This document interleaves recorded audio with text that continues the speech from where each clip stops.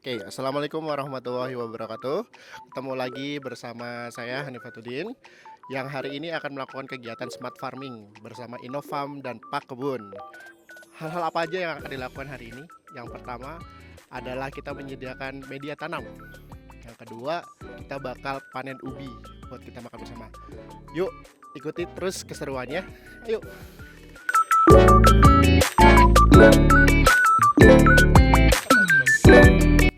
Oke teman-teman, kali ini kita bakal panen ubi.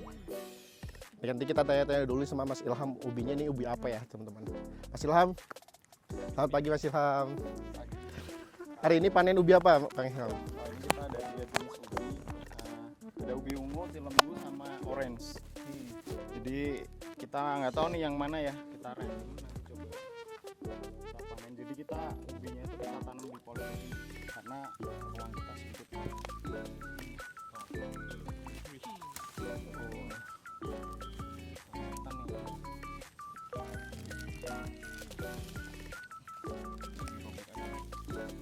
Terlalu besar kayaknya. Ini bisa jadi Sudah berapa bulan mas ini mas? bulan. Ini solusi untuk Yang nggak punya tanah ya Mas ya? Wih, nggak punya coba dingin sama kepala Wah. tangannya dulu. Pemirsa, satu kita doang panen yang gede. cuma satu yang besar ya. Nah ini nih, kita lihat warnanya apa nih? Ini belum ya. Ubi ungu. Ubi ungu. Jadi lumayan lah. Kalau kita di perkotaan terus nggak punya tanah, bisa panen kayak gini kan udah. Nah ini nanti si apa namanya batang-batang ini bisa jadi bibit tani semuanya. Oh jadi bibitnya itu dari batang bukan dari umbinya lagi mas? Bukan, bisa sih dari umbinya tapi lama biasanya. Jadi biasanya langsung dari batang yang udah tua nanti ditampelin aja daun-daunnya. Nah fungsi perampelan ini ketika mau ditanam tuh biar dia tuh penguapannya berkurang. Jadi si batang ini nggak cepet kering. Jadi dia ada kesempatan untuk numbuhin akar dulu. Nanti baru dia keluar tunas-tunasnya baru gini. Nah. Kalau dari umbinya langsung bisa sampai Lebih Ya, lama. biasanya kan Bedanya ada berapa? Bedanya ada yang menggunakan ubi umbinya nih Mas, yang Lebih kecil-kecil lama kayak sih. gitu kan. Misal ini 3 bulan ya pakai kayak gini. Kalau pakai batang mungkin lebih. Tapi rata-rata umbi itu berapa lama sih Mas pertumbuhannya? Rata-rata umbi 3 bulan 4 bulan. 3 bulan 4 bulan. Kalau dari segi cuaca umbi itu berpengaruh nggak Mas? Berpengaruh dong. Jadi hampir semua tanaman sih berpengaruh dengan cuaca ya. Misal musim penghujan dia kadar airnya pasti lebih tinggi. Jadi tingkat apa namanya dari nutrisinya terus apa namanya teksturnya tuh pasti beda. Jadi umbi itu perlu yang hujan atau panas Mas? Bisa dua-duanya sih. Tinggal kita standarnya mau seperti apa. Misal rasa berarti dia akan lebih enak ketika musim kemarau. Kalau hujan tuh karena kadar airnya tinggi dia cenderung mungkin yang tadi cilembu tuh manis gitu ya. Jadi dia agak hambar rasanya. Jadi kadar air, cuaca itu sangat mempengaruhi. Ini perawatannya gimana mas kalau kayak gini tuh? Didiemin aja. Jadi sekali nanem terus udah kalau musim penghujan gini kita nggak pernah siram, nggak pernah apa-apain gitu. Terus kasih nutrisi gitu nggak juga? Enggak Jadi- sih. Oh gitu. Jadi memang media awal ini, nah nanti kita akan bikin media ya. Media dasar ini sangat penting gitu. Jadi kalau kita mau simple, nggak terlalu banyak perawatan, media awal ini sangat berpengaruh. Gitu. Jadi investasi di awal tuh dari media tanam dulu ya Mas ya? Nah ini kita coba panen yang jenis lain. Oke, kita panen yang kedua. Si pohon molibetnya nggak udah cukup ya. Ya harusnya Yang besar ya? kayaknya kayaknya sama ya. Nah kalau pengen bagus pakai apa namanya karung-karung bekas gitu bisa. Jadi kita memanfaatkan limbah. Aduh, banyak semut, woi. Oh ini sama ini.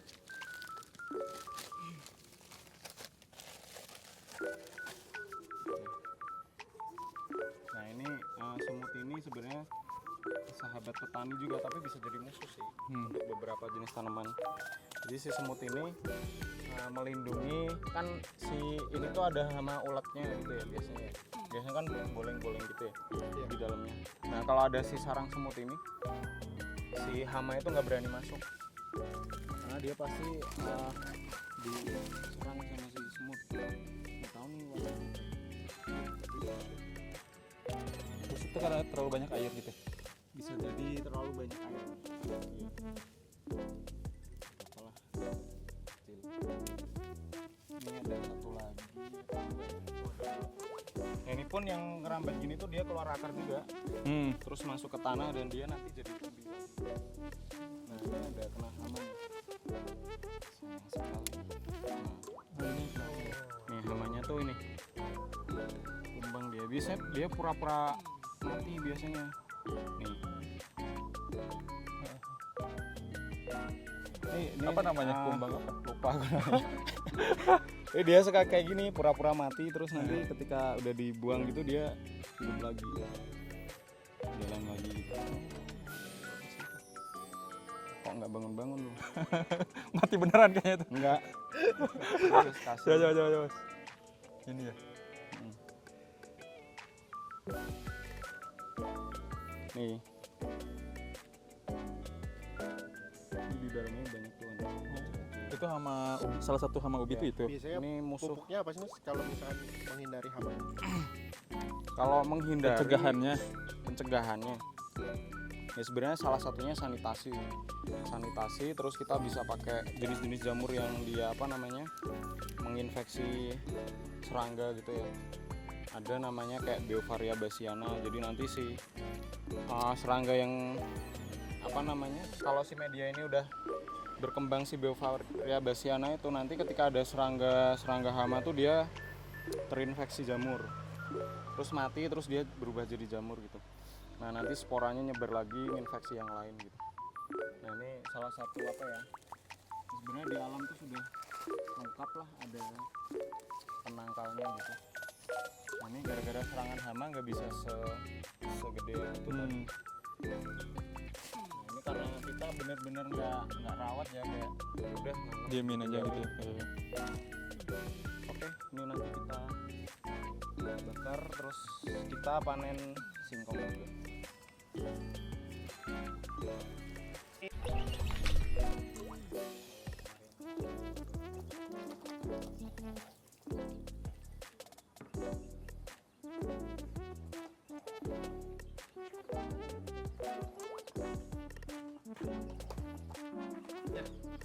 Kita mau kenalin sih konsep dasar nanam sih.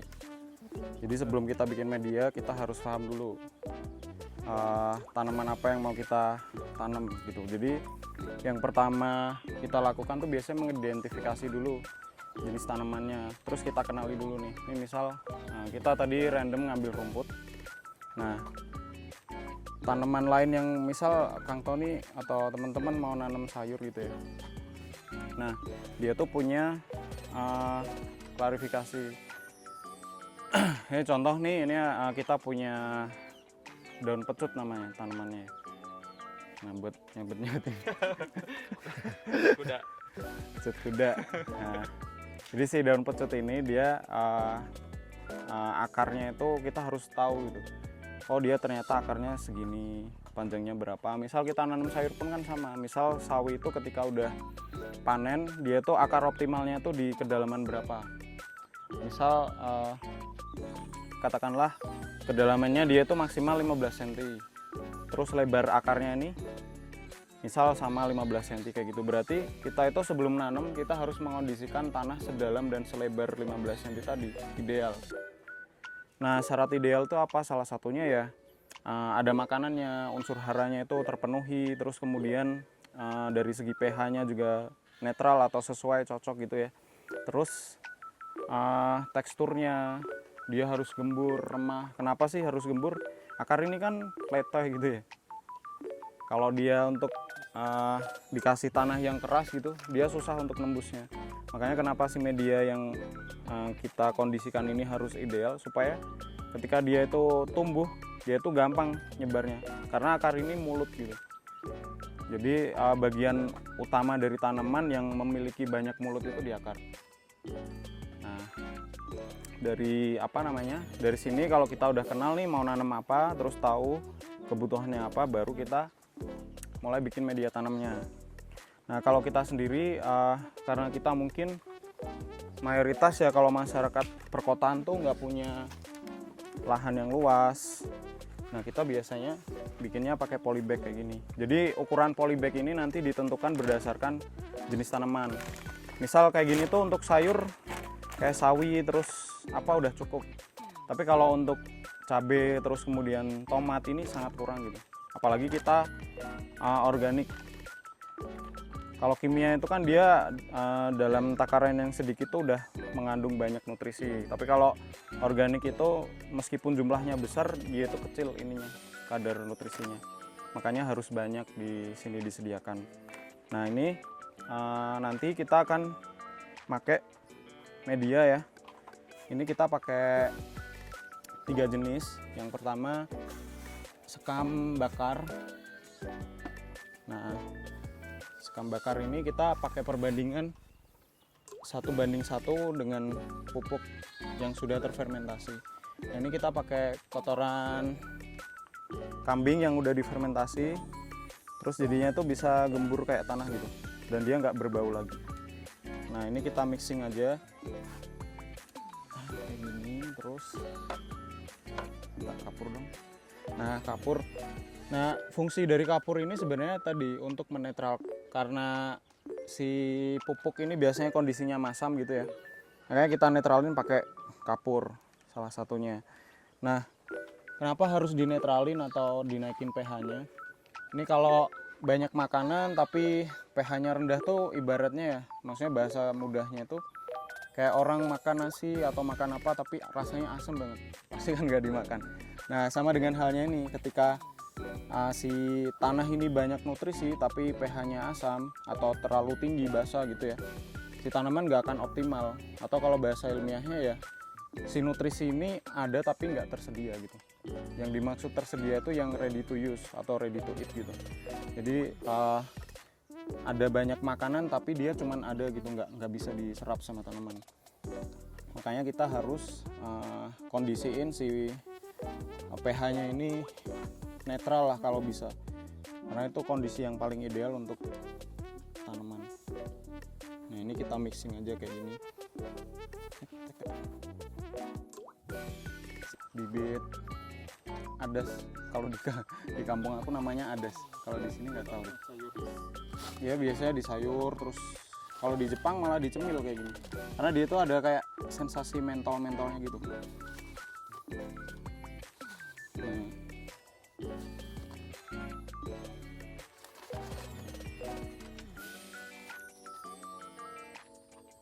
Ini kan udah nih, ini ada 2 nih.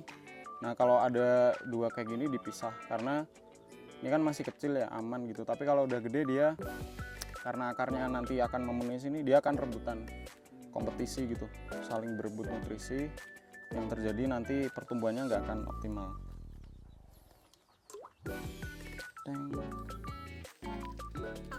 Udah, jadi kalau fungsi dari kenapa sih kita pakai arang sekam, salah satu fungsinya dia menyusun pori-pori tanah. Jadi akar ini kan butuh oksigen. Nah, sehingga kalau tadi yang tanahnya keras, ketika dikasih ini tuh dia jadi ada rongga-rongganya. Terus yang kedua, ini kalau di mikroskop tuh dia di dalamnya ada kayak kapsul-kapsul gitu, kayak ada rongga-rongga kapsul gitu. Nah, ini tuh jadi rumah untuk bakteri. Kayak ini tuh hotelnya lah, ada hotelnya, terus ada oyonya. Nah, selain itu tadi untuk si bakteri atau mikroba ya, itu dia juga berfungsi untuk menyimpan nutrisi. Jadi kandungan hara ini nggak akan mudah menguap atau tercuci gitu, karena dia tersimpan di dalam rongga-rongga ini. Sehingga ketika kita ngasih pupuk cair atau ada pupuk atau ada kandungan yang di sini tuh, ketika kena panas, kena hujan, dia nggak akan cepat hilang. Karena tanaman itu ketika ini misal nih disediain makanan, ibaratnya tuh kita disediain makanan satu wadah besar gitu lah. Kan kita tetap makannya tuh cuma satu piring. Nah, si media ini kalau nggak ada yang buat nge-save ini ya, buat nyimpen ini, itu biasanya belum sempat dimakan udah hilang gitu. Nah makanya salah satunya kenapa harus ada ini ya, buat nyimpen supaya slow release gitu, pelan-pelan rilisnya. Ini terus ini. Jadi setiap pupuk pun, setiap jenis hewan itu memiliki apa namanya, kandungan hara masing-masing. Misal di unggas itu dia lebih tinggi fosfor sama nitrogennya, kalau sapi misal apanya kayak gitu. Jadi jenis pupuk ini pun mempengaruhi nanti dari hasilnya kayak gitu. Jadi kita juga harus tahu si nutrisi ini fungsinya apa kayak gitu. Nah teman-teman ada yang tahu nggak pupuk itu biasanya apa kandungannya yang umum gitu? NPK. Tahu nggak maksudnya fungsi dari NPK? N itu apa? Di bawah di greenhouse. Jadi apa namanya, ada nitrogen, terus P sama kalium gitu ya. Nah si nitrogen itu kita harus tahu tuh jenis-jenis itu fungsinya apa gitu ya. Nah nitrogen itu salah satu fungsinya adalah dia menumbuhkan daun sama tunas. Jadi ketika teman-teman nanam terus kok daunnya kuning gitu, terus kok tunasnya kecil-kecil, dia nggak gampang tumbuh, nggak cepet tumbuh lah. Nah, itu berarti kekurangan nitrogen salah satunya. Harus tahu. Terus ada fosfor, dia untuk pertumbuhan akar sama pembungaan biasanya. Jadi kalau punya tanaman buah susah berbunga, itu kita harus mungkin P-nya dia kurang. Nah P nanti juga sebenarnya di tanah itu udah banyak P biasanya ya. Fosfor itu udah banyak, tapi dia nggak tersedia, cuman ada doang gitu. Nah makanya tadi kenapa peran-peran bakteri mikroba itu penting, salah satunya untuk dia tuh kayak kokinya gitu. Oh udah ada bahan P nih, terus dimasak dulu sama dia biar bisa dimakan si tanaman. Terus kalau kalium itu sendiri, dia salah satunya menguatkan dinding sel. Jadi supaya apa namanya, ketika ada serangan hama, penyakit, dia tuh nggak terlalu lemah gitu. Kadang ada yang terlalu letoy apa itu. Nah kalau ada terpenuhi kebutuhan kaliumnya sama kalsiumnya, dia jadi kuat, nggak gampang roboh. Terus kalau di buah si kalium ini, dia membuat si buah ini terisi. Misal padi kita pengen apa ya nama bahasanya ya, mentes-mentes kalau di Jawa deh. Coba bahasa Indonesianya, mentes. Pengen apa, penuh gitu. Apa Berisi, sih berisi gitu. Pengen berisi. Nah, itu kaliumnya harus dibanyakin. Jadi kalau tadi P udah ngerangsang bunga, kan biasanya kadang rontok tuh bunga. Berarti kekurangan kalium. Karena kalium itu salah satunya dia menguatkan si bunga sama mengisi si buahnya nantinya. Nah, kalau contoh-contohnya Mas, kalau nitrogen itu dari apa? Kalau P-nya? Salah satu contohnya ya, kalau nitrogen itu kebanyakan itu dia bentuknya kan gas ya. Di alam itu ada banyak gas. Jadi kalau misal musim hujan gitu dia akan kebawa ke tanah sebenarnya. Terus kalau di hewan-hewan atau apa ya, dia aromanya tuh kayak pipis, amoniak. Cirinya nitrogen tuh amoniak, karena amoniak itu kayak nitrogen yang belum bisa dimakan tanaman. Jadi itu harus diprosesing dulu sama mikroba dulu. Terus kalau P, kalau di tanaman ya kita bisa temuin di apa namanya, bonggol pisang, terus apa, air cucian beras tuh. Jadi kalau habis kita masak di rumah jangan dibuang air cucian berasnya. Kita kumpulin terus kita fermentasi, nanti jadi pupuk P. Terus ada lagi tuh kalau kalium tuh biasanya dia dari apa namanya ya, kayak daun-daun kering, jerami, terus apa namanya, sabut kelapa, air kelapa, itu kandungan kaliumnya juga tinggi. Jadi dari limbah-limbah yang kayak gitu, limbah-limbah daun itu bisa kita olah, karena kalium itu biasanya di dalam apa ya, kalau bahasanya tuh di bahan-bahan yang mengandung selulosa. Kayak contoh kulit-kulit kayu udah kering, daun yang udah mengering kayak gitu, kaliumnya tinggi. Nah biasanya kalau kalium itu untuk ngekstraknya gitu ya, itu lebih gampang pakai bukan jenis bakteri tapi jamur. Kan jarang tuh kayu kering membusuk, tapi kalau kayu kering jamuran banyak kan. Kayak kalau pernah tahu di tempat produksi jamur kan dia medianya tuh pakai gergaji kayu. Nah itu karena yang bisa mengurai itu salah satunya jenis-jenis jamur. Kayaknya kita dulu pernah bikin mikroorganisme lokal itu kan isinya tuh ada bakteri sama jenis jamur untuk mengurai. Nah itu kenapa ketika kita tadi udah bikin pupuk gitu ya, bahan-bahannya udah ada, itu harus dibarengi dengan si juru masaknya yang tepat. Nah ini kan si medianya tuh udah diumpurin mas, ini nggak usah didiemin dulu. Enggak kan kan ini kan kondisi si pupuk ini kan udah difermentasi. Nah kalau belum difermentasi, ada tuh contohnya di luar tuh, tanamannya mati karena tadi si akar ini kan butuh oksigen. Ketika di dalamnya itu bahan organik mentah gitu ya, kan ada proses fermentasi. Proses fermentasi itu ngasilin gas. Jadi si apa namanya, si akar ini yang tadinya butuh oksigen malah keracunan gas jadinya. Jadi si nanti daunnya kuning terus mati. Terus fermentasi yang alami itu kadang juga bawa penyakit, bakteri penyakit. Jadi nggak bagus lah untuk tanaman. Nah, ciri-ciri yang udah beres di fermentasi itu apa? Maksudnya dari Ciri-cirinya suhunya dingin atau nih contoh ya, salah satunya ini kalau dipegang udah nggak panas gitu. Terus kalau dimakan nggak, kalau dicium tuh aromanya udah bukan kotoran lagi, kayak tanah gitulah. Terus kalau diremet gini tuh, nah dia kayak gumpal tapi dia gampang hancur tuh. Kan ada tuh yang diginiin tuh malah becek. Nah itu salah satu cirinya kalau udah jadi tuh kayak gini. Ini kan tahu kan bentuk kotoran domba tuh kayak gimana? Kayak kacang atom gitu ya. Terus jadi bisa kayak gini dan ini adem gitu. Kalau panas tuh dia masih ada proses fermentasi berarti. Terus gasnya bisa jadi masih tinggi. Nah ini salah satu ciri yang udah jadi dan siap pakai. Jadi didiemin aja seperti gimana?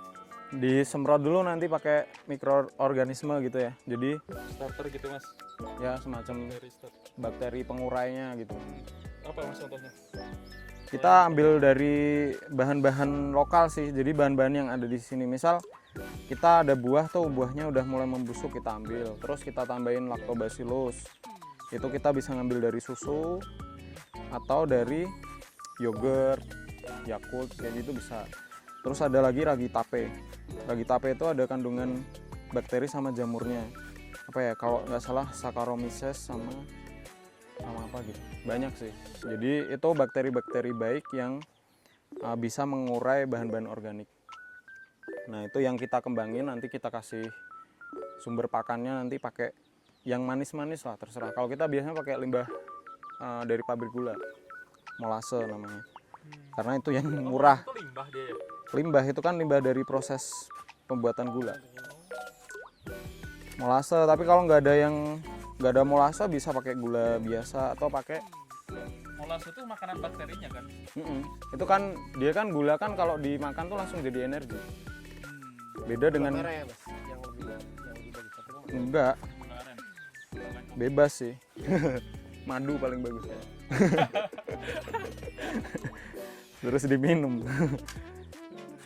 Jadi kalau untuk pembiakan bakteri kita biasanya nyari bahan yang paling murah. Kita lebih fokus ke fungsinya sih. Jadi kayak tadi kulit buah, meskipun pakai buah yang seger itu bagus, tapi mahal kan. Kita pakainya limbah-limbah, manfaatin limbah karena secara fungsi nanti sama kan. Yang dibutuhin kan cloning bakterinya. Jadi kita kasih pakan-pakan yang murah lah. Kalau nggak ada itu apa, kita misal punya tebu, ya udah pakai sari tebu. Jadi yang penting manis ini fungsinya mempercepat aja sih. Misal nggak ada manis-manis pun tetap bisa, tapi prosesnya yang tadi misal 2 minggu fermentasi jadi, kalau tanpa gula ya bisa sebulan lebih. Dan Kalau prosesnya semakin lama, biasanya nanti ada bakteri lain yang masuk dan dia mengkontaminasi, malah dominan tumbuh di situ. Nah, cirinya kalau yang tadi mikroorganisme lokal jadi itu aromanya dia kayak tape gitu lah, wangi-wangi gitu. Kalau dia bau busuk berarti terkontaminasi dengan bakteri lain. Kalau sekam bakar sendiri cuman dibakar aja atau ada campurannya juga, Mas? Cuma dibakar, jadi sekam mentah tuh yang masih coklat tuh kita bikin cerobong di tengahnya, terus kita nyalain bara api lah di situ lah. Jadi pembakarannya tuh nggak sempurna. Kalau dibakar sempurna dia nanti jadi abu dan secara fungsi udah beda. Jadi kalau si arang ini tadi Pat, ini hidup ternyata. Jadi kalau si arang sekam ini fungsinya tadi untuk rumah, terus pori, kalau udah jadi abu beda lagi fungsinya. Terus kan gini, Mas, kita kan sering beli tanaman atau minta tanaman sama seseorang gitu kan, terus tiba-tiba dibawa dalam perjalanan kan dia layu gitu, Mas. Nah, itu prosesnya apa dulu ya, Mas, yang biar dia bisa hidup gitu? Biasanya layu tuh ada banyak faktor sih, salah satunya stres. Misal ini tanaman kan tadi udah kebungkus tanah gitu ya, akarnya udah tumbuh gitu ya, ketika kegoncang-goncang dia kan ada pergeseran gitu, jadi si akar ini mengalami stres. Ketika dia stres, dia nggak berfungsi sebagaimana mestinya, ya otomatis karena ini kan tanaman dia metabolismenya kan hidup terus tuh, dia menguap terus ini, tapi sedangkan si akar nggak bisa nyerap air sehingga dia layu dulu. Makanya biasanya kalau misal habis nyabut gini nih, nah bagusnya tuh kalau ini kan karena langsung kita pindah gitu ya, tapi kalau perjalanan jauh setelah dicabut gini daunnya harus dikurangi, itu mengurangi penguapan. Jadi kan dia metabolisme tadi ngasilin oksigen terus ini, nah itu tuh bisa bikin cepet kering kayak gitu. Kayak kalau kita beli bunga kan kalau nggak ditaruh di dalam air kan dia layu kan, tapi kalau ditaruh di air kan dia seger lagi. Nah itu sama halnya dengan ketika habis dicabut terus akarnya nggak bisa nyerap apa-apa karena stres tadi, sehingga si tanamannya layu kering, kalau bahkan sampai bisa mati kalau kita nggak tepat ininya treatmentnya gitu.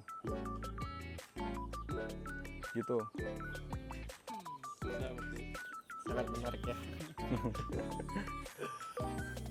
Udah paham berarti udah bisa ya Badal bikin dah bos sekarung.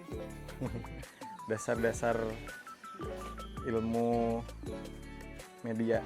Nah ini sangat penting ya, biasanya orang itu sangat abai dengan proses di awal. Jadi kayak yang penting tanah digali, tanam kayak gitu. Enggak, kan ada Mas yang kalau banyak tutorial tuh justru ada satu bahan lagi itu tanah gitu. Nah Itu bedanya apa nanti? bedanya adalah kalau kita pakai tanah, otomatis secara kandungan hara kan dia nggak sekompleks atau seideal yang langsung dari pupuk. Jadi tanah itu kan ada yang kondisinya lempung, ada yang apa. Jadi kayak si pupuk ini fungsinya nanti memperbaiki dulu. Tapi kalau kita langsung pakai full pupuk sama sekam kayak gini, kayak ini tuh tanahnya udah sehat gitu. Kalau tadi bisa jadi tanah yang tercampur, tanah yang sakit gitu ya. Jadi kayak mixingnya itu buat nyehatin si media dulu. Jadi bisa jadi tadi harus dikocor rutin.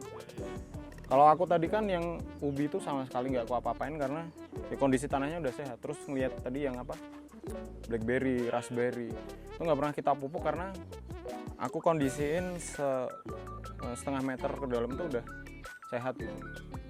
Itu full pakai media, nggak pakai tanah. Aku buang tanahnya, aku inilah. Tapi kalau kita misal nggak punya lokasi untuk ngebuang itu ya dicampur nggak jadi masalah. Apalagi orang yang jualan media itu media tanam gitu ya, ya kalau nggak dicampur tanah rugi mereka, karena ini kan lebih mahal nih, prosesnya lebih panjang. Tapi dia bakal ada penurunan ya, penurunan dari Kualitas dari- pasti beda. Misal tadi kita 1:1, terus ditambah lagi tanah 1, itu secara nutrisi udah beda dalam satu polybag ini. tapi nggak jadi masalah ketika kita campur dengan tanah. Nah itu sih, karena aku tuh males ngolah lahan ya.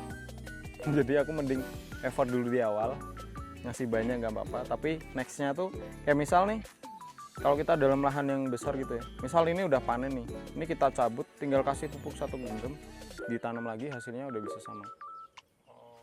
Beda dengan yang tadi di tanah dicampur gitu ya. Kayak ini kan kenapa aku gali dulu terus aku kasih pupuk. Itu biar kita nggak banyak ngasih pupuk susulan. Jadi kalau ditinggal-tinggal pun ya aku udah ada stok lah di situ. Beda dengan yang stoknya terbatas. Tapi pupuk dalam tanah tuh dia bakal maksimal berapa? Oh, kalau itu kita belum bisa mengukur sih. Karena kondisi cuaca, terus kondisi mikroorganisme. Kalau kita ngelihat di hutan tuh mereka tuh apa ya, sirkular gitu. Jadi yang hilang terus nanti langsung tergantikan, bahkan dengan kayak cuman ada daun, kayak bambu lah. Bambu nggak ada yang mupuk, tapi kenapa dia bisa tumbuh bagus? Itu karena activity bakterinya yang dia tuh bisa ngasilin itu. Jadi kayak di hutan-hutan Kalimantan itu kan emang ada yang mupuk durian tuh, tapi duriannya bisa gede-gede kan. Jadi ketika si tanah ini udah sehat, terus mikroba atau mikroorganisme di tanahnya itu ekosistemnya berjalan, itu memang campur tangan manusia nggak terlalu dibutuhkan gitu. Jadi kayak kita nanam cabai nih, ya udah panennya tuh cabenya aja, jangan apa namanya, pohonnya terus dicabut dikemanain gitu. Biasanya pertanian konvensional kan gitu, ketika udah dicabut buahnya dipanen terus pohonnya tuh dikemanain. Padi misal, pohonnya tuh kan dia masih mengandung unsur hara sebenarnya, tapi dikeluarin. Jadi kayak unsur hara yang disedot di tanah tuh set kosong jadi tabungan di pohon tuh, diambil dipindahin ke tempat lain atau dibakar. Jadi tanahnya kosong lagi. Kan harusnya tuh ada simpenan nih di pohonnya, berasnya udah deh buat manusia. Harusnya tuh balik lagi ke situ. Jadi ini yang siklus yang selama ini dipotong sama kebanyakan pertanian di Indonesia ya, sehingga sih ya unsur hara tadi akhirnya gampang hilang. Apalagi penggunaan kimia tadi, pupuk kimia sintetis yang dia merusak, membunuh mikroorganisme, mikroba mati. Ini mas yang fermentasi apa? Kohai ini, tadi kan bikin starter bakterinya tuh, itu disiramin ke sini.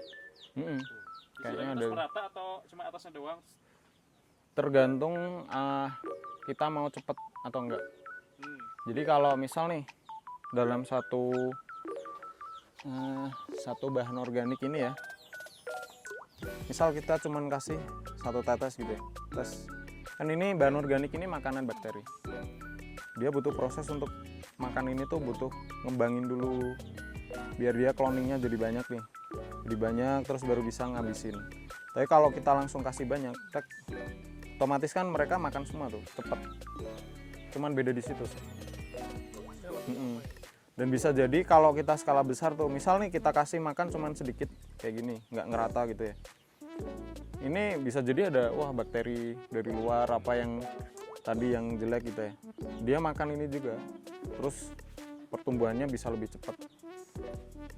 Kalau kita biasanya gitu, jadi si bahan organik dasar, terus nanti di atasnya kita kasih hijauan gitu ya, entah rumput atau daun hijau, atau kalau nggak ada itu nggak masalah, tapi nanti kita semprot dulu, semprot pakai tadi mikroba, terus ditutup lagi, jadi per layer gitu. Kalau aku biasanya per layer maksimal 15 cm, jadi biar sebarannya cepet, 15 cm, 15 cm, 15 cm, tingginya mah bebas. Lapisannya berarti ini, terus yang hijauan, coklat, apa lagi itu? Iya. Kayak kue lapis gitu. Ya sebenarnya fungsi dari hijauan terus coklat itu kan salah satunya membentuk apa ya, menciptakan kelembaban yang ideal. Karena kan kadang ada bahan nih, contoh ini kering nih, bakteri kan nggak bisa kalau kering, maksudnya susah untuk mengurai gitu kering. Makanya kenapa ditambah hijauan, biar jadi lembab gitu. Nah, harus mixingnya harus kayak gitu. Tapi kalau cuman pupuk doang gini bisa. Pupuk kan juga makanan gitu. Tapi tadi kondisinya jangan kering. Bahkan kalau kering kayak gini, kita giling gini langsung kita fermentasi biasanya kita campurin air tuh si mikrobanya, terus kita siramin gitu. Mas, ada pertanyaan nih dari Instagram katanya. Dia dia punya pohon pisang udah 1 tahun tapi nggak berbuah, itu kurang apa ya, Mas? Nah tadi kan aku udah jelasin tuh faktor-faktor yang mempengaruhi pembuahan. Yang pertama kan ada NPK, itu NPK itu kayak makanan pokok. Kalau manusia tuh ya nasi, sayur, terus lauknya gitulah, lauk. Nah bisa jadi tuh satu, kalau secara usia itu ibaratnya orangnya tuh udah mateng nih, udah bisa reproduksi ya, tapi kenapa belum? Bisa jadi tadi kekurangan fosfor misal. Kan fosfor kan itu dia yang membuat si tanaman berbunga, merangsang pembungaan. Nah kurang fosfor, terus kemudian kaliumnya juga kurang. Jadi itu harus dipenuhin, sama kalau pengen cepat berbunga ya ditambah hormon-hormon. Jadi ada hormon yang dia memicu pembungaan, yang memicu tunas itu juga ada. Jadi bisa jadi, bahkan kadang masalahnya sepele sih, karena pH-nya masam aja.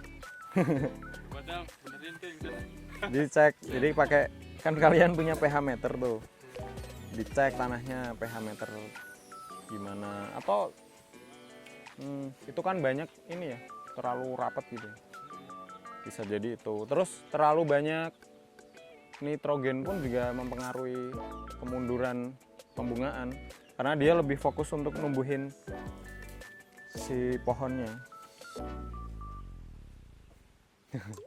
Bu dokter. dulu ini tanam doang. Nah itu salah satu kenapa. Dianya emang ada kayak gini-gini. Nah kita apalagi pisang tuh, iya. Nah kadang tuh di bakterinya yang nggak ada, fosfor tuh ada tapi belum tentu tersedia. Ada tapi belum tentu bisa dimakan. Kayak nitrogen nih, kalau hujan tuh nitrogen kan pasti turun tuh.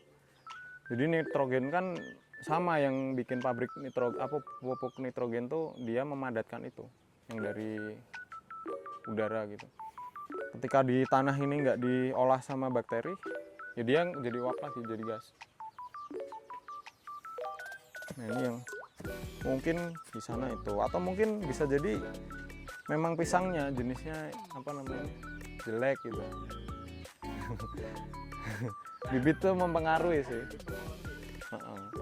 Kalau saran saya, ketika bibitnya jelek itu diganti, jadi lebih apa namanya efektif. Bisa sih jadi pupuk P itu lah, bagus tuh. Tuh kayak itu tuh kita.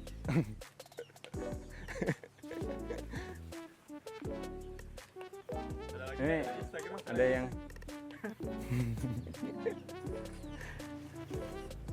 musuh. Dari Instagram ada lagi nih, Mas. Katanya kalau buat pencahayaan tanaman tuh kayak gimana ya, Mas? Terhadap pupuk atau berpengaruh segala macam atau enggak, Mas? Ngaruh banget sih, karena ibaratnya ini bahan bakunya udah masuk, terus dia masuk ke daun kan, prosesinya masaknya tuh harus dengan cahaya. Dan ini justru apa namanya, cahaya yang ngaruh ke mikroorganisme nih ya memang pasti sih ngaruh sih, karena ada bakteri itu yang memang nggak bisa tumbuh atau terhambat ketika sinarnya terlalu terang, atau sebaliknya. Misal nih ada bakteri namanya bakteri fotosintesis, justru dia ini nggak tumbuh ketika gelap, tapi ketika dapat sinar dia bagus ininya pertumbuhannya. Jadi sinar ini memang mempengaruhi, dan ini kita juga lagi ngeriset jenis lampu yang itu bisa nggak sih mempercepat pertumbuhan bakteri. Jadi sinar, terutama kalau untuk tanaman-tanaman gini, dia sangat berpengaruh. Jadi kalau terlalu redup, terlalu apa, pasti pertumbuhannya nggak akan optimal. Kecuali memang ada tanaman-tanaman yang dia harus teduh. Teduh tuh kayak tanaman-tanaman di apa namanya, janda bolong. Nah, misal janda bolong misal.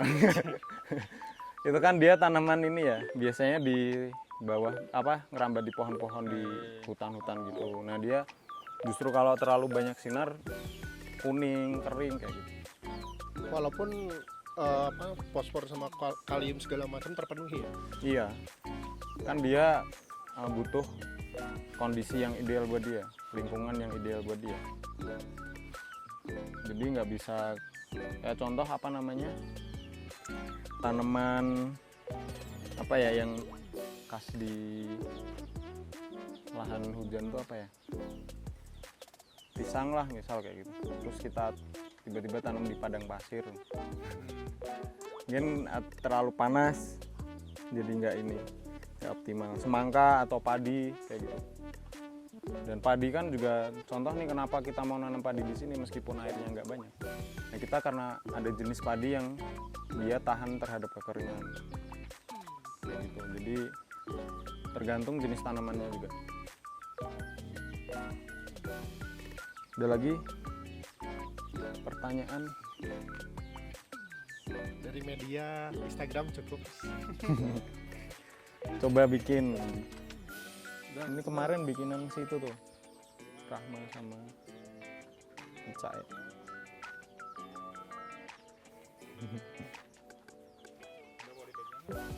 Ada tuh, tapi gede-gede sih.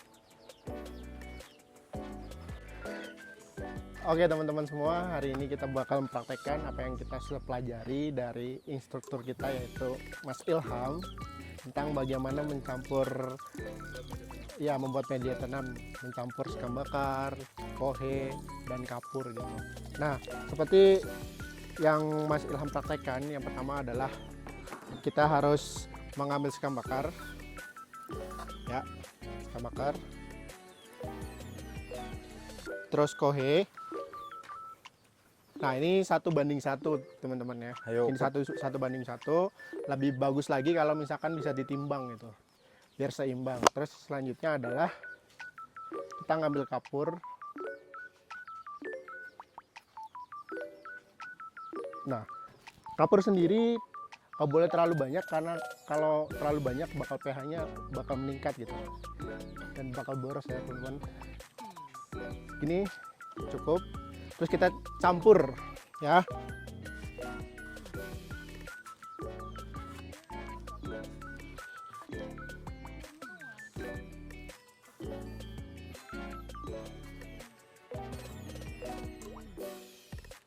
Nah, kalau sudah tercampur, langsung kita masukkan ke polybag ya.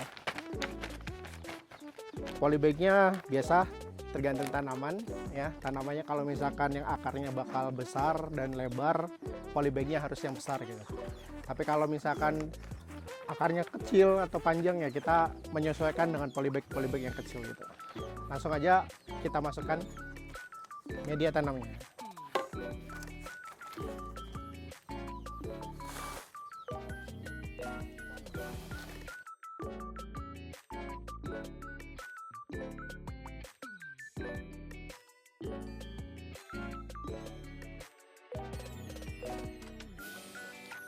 Nah, media tanam sudah selesai, tinggal kita tanam pakai tanaman. Ada nggak tanaman, Mas? Waduh.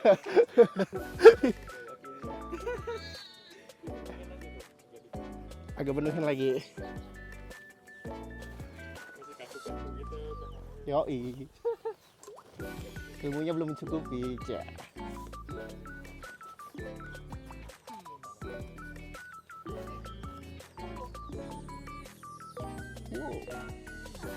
Cobaannya tumbuh nggak? Samain tuh Hanif bikinnya, polybagnya. Bener nggak media tanamnya bener ini gitu? Bener lah, Mas. Jadi seminggu sekali cek. Tapi ini kekecilan nih. Ini yang di ininya doang. Yeay. Daunnya doang. Kita siram bro. Ini disiram pakai air biasa aja kan? Ini kalau lebih pengen optimal lagi pakai air pupuk. Nah, nanti kita ada materi bikin pupuk cair. Taruh Oke, selesai.